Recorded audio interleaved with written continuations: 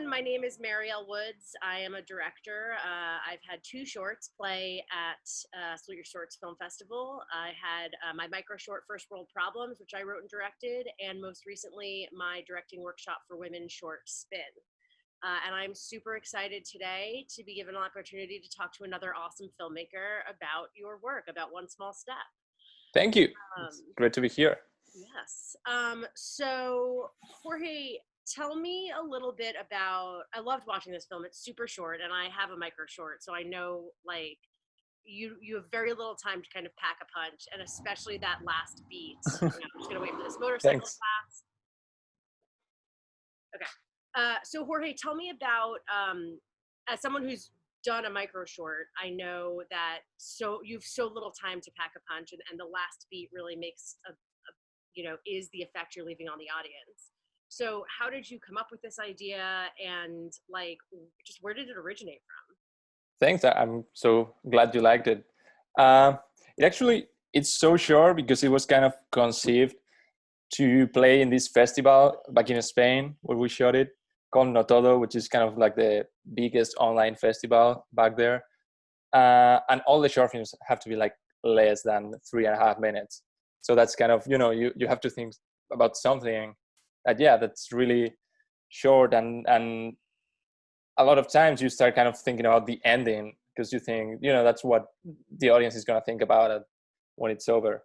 So I wrote it with my co-director, Nacho Garvia, and it started kind of like where I get most ideas to start, in a pub. We would just go to a pub every Sunday, thinking, what are we going to do for this festival? What are we going to do? And finally, we came up with this idea that kind of excited both of us. And I think it wasn't only, about the idea itself, about the story, but also kind of the technical challenge of it. It was like doing a no-budget short film. Yeah, and I saw that you guys also did the production design and the costumes. Can you talk a little bit about, had you done that before? Like spacesuits and space things are not an easy element to pull off. Yeah, the funny thing is when we came up with the idea, we were like, oh yeah, that's easy. And then we kind of sat down and started thinking, okay, what do we need? Mm-hmm. We're like, okay, we need a spacesuit, we need the spaceship. So yeah, we just learn how to sew, learn how to make a helmet, which was probably the hardest part because, we had to find like the round glass. Yeah. So it was like a maybe 3-4 months process. I would have been probably longer, but we had like a really strong deadline, which was I had to come to the United States. Right. It was like July 15, 2019. And as you probably know, like deadlines are the thing that make you work the hardest, because we were like, okay, we have to shoot this. For sure. Either we're ready or not. And what made you guys go with a space theme? That to me, and forgive my like stupid American crap, for lack of a better term, but that space to me is I always associate with America or Russia or the nations that you hear about in the space race. Yeah, I don't know. I think we both like the kind of fantasy or sci-fi element. Cool. So we were thinking like, could we do something with aliens? That's kind of how it started. Sure. And then nothing more universal than that. Yeah, and then it was kind of reverse engineering it. Like, oh, what if it's an alien coming to Earth, and then we have to pretend that it's, that the audience has to. I love that. That's my favorite part, is because as an American watching it, I was holding such a bias when I was watching it. I was like, oh, this must be an American. And then the reveal at the end, I was just like, well done. I'm glad it worked. Yeah, we kind of cheated a bit there because we did all the flag in the astronaut suit was kind of like the American flag, but not exactly. So you watch like a second time, you're like, oh, it's Clever. not American, but clever. And how long did it take you guys to shoot? The shooting part was actually pretty fast compared with the pre-production and building the spaceship and all that. I think we shot it over 2 weekends. Cool. We could only work the weekends because our director of photography, Alex Arteaga, was working on a TV show in Spain. We shot the most part in my parents' garage, Basically, Awesome. that's where we built. Yeah, and that's where we Did you built live the in there? spaceship. Did you have a spaceship in your parents' garage for like 2 weeks? We did, yeah. Uh, or even more than 2 weeks probably, but yeah. And the spacesuit and the entire thing. How did that conversation with your parents go? It was, I mean, they're pretty supportive. I remember my dad watching the short film, and it's like a really, like 5 months, of pre-production and shooting, and then it's like a 2 minute short film. And my dad was like, okay. I think he liked it, but he was like, I don't know if it's worth all that hard work, Amazing. but yeah, it was really fun. And then the exterior part we shot in Madrid, um, and it was like so hot outside, like 40, almost 40 Celsius, which I don't really know in Fahrenheit. That's probably over 90, maybe 100, something like Wow. that. And the thing is, our spacesuit was like we need to have like a big thick coat under the spacesuit, so it would actually look like a Yeah. real spacesuit. And the actor who ended up doing it, which was the co-director, Nacho, yeah, That's your co-director? yeah, the alien is Out my here.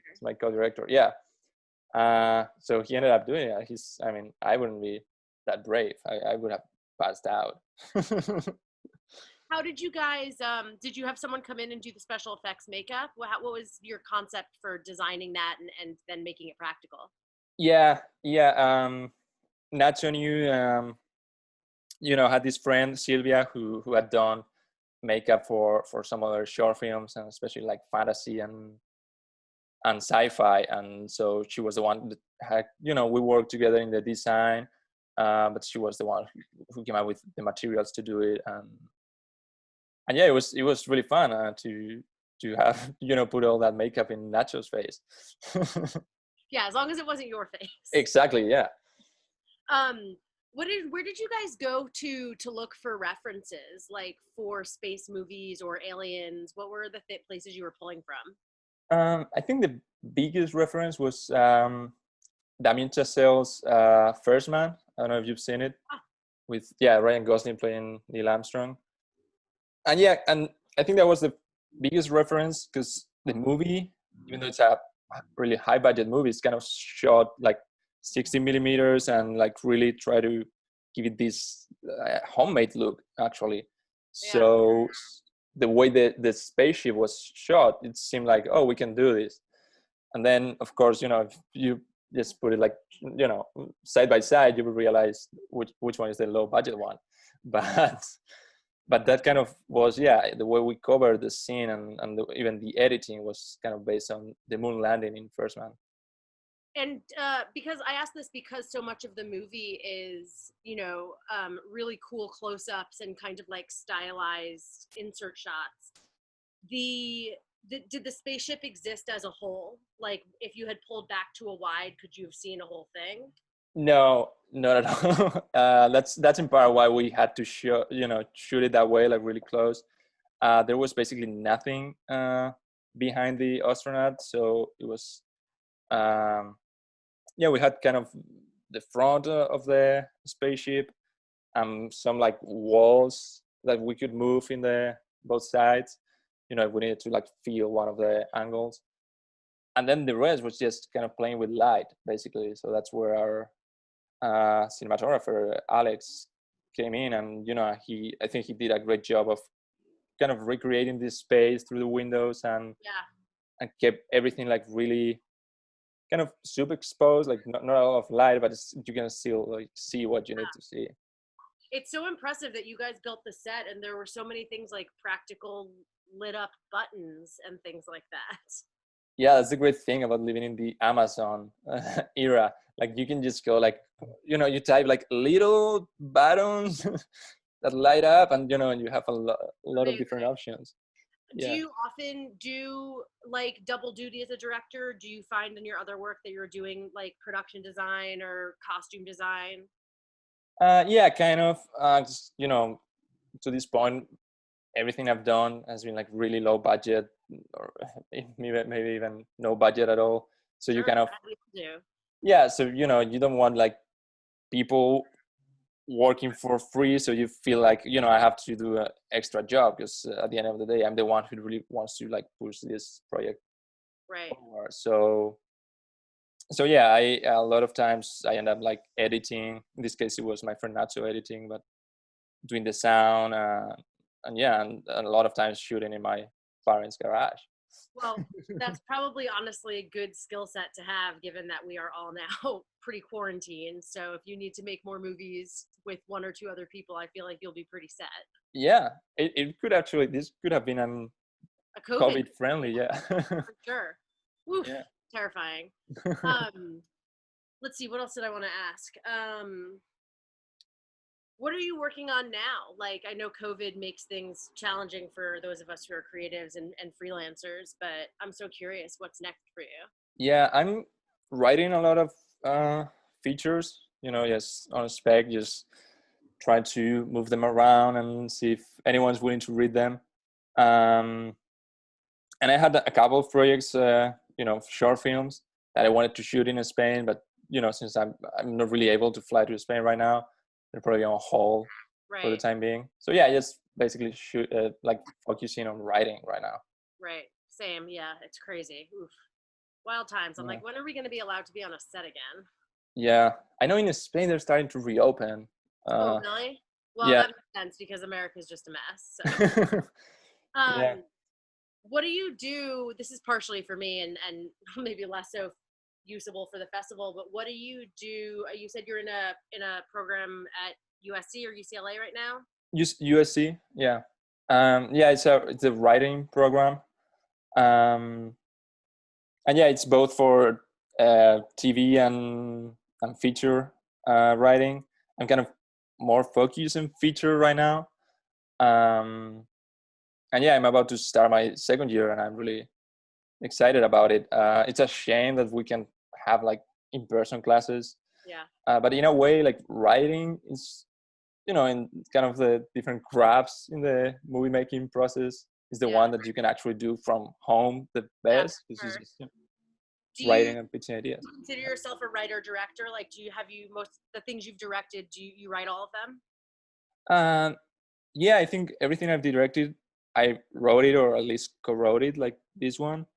Um, but I would love to just write for someone else, and I've done it in a couple of short films. But you know, yeah, I'd be happy to see someone else taking to the screen what I wrote.